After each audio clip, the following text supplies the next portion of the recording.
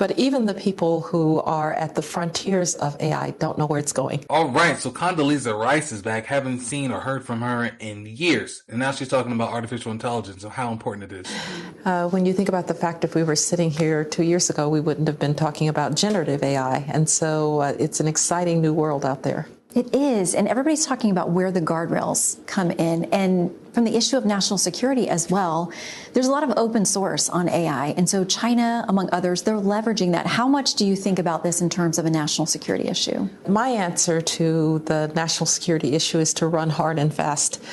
We simply have to win what is now the most important technological arms race in, I think, maybe human history, given what AI could do. In China, if you look at how they handled COVID, simply covering things up, I don't want any strategic surprises out of an autocracy. And so while I understand that people are concerned about guardrails, what should we not want AI to do?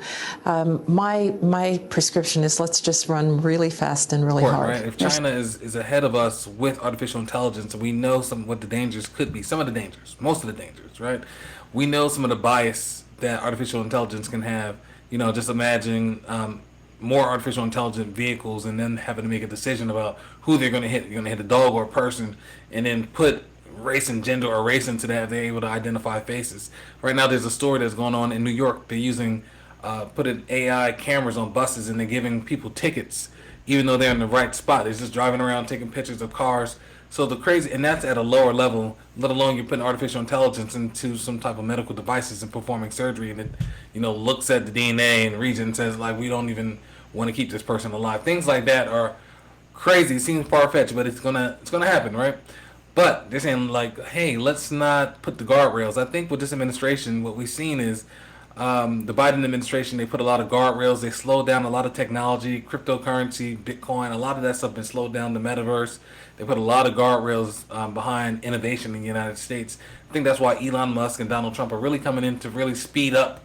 We feel like we're behind in the United States, but with that speeding up of artificial intelligence and taking off the guardrails becomes a lot of dangers behind it. So we really have to stay on top of AI ethics and make sure that the United States is really on top of some of the things, the side effects that will come out of them taking off guardrails because they want to keep up with other countries, which can become dangerous because, like they said, it's a national security issue. I think a lot of people have this misconception that it's a bunch of evil robots that will become sentient, that will take over, that are going to destroy humanity. I think people tend always to go to the dark side.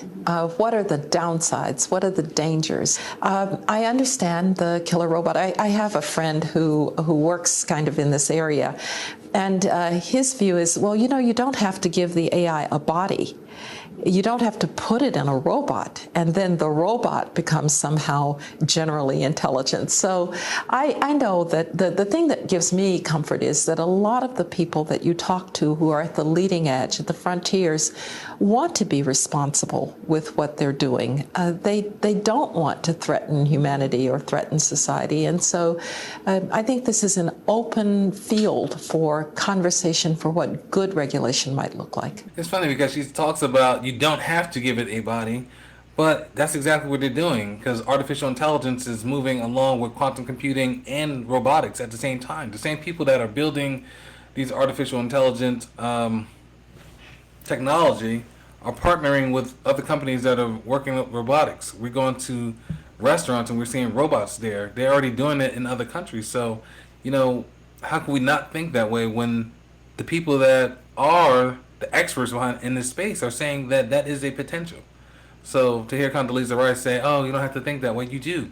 Because any type of planning, you have to think about what's the worst case scenario.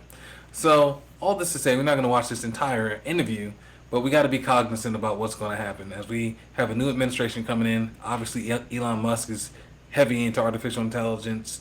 That's what his business is around. He's one of the founders of OpenAI.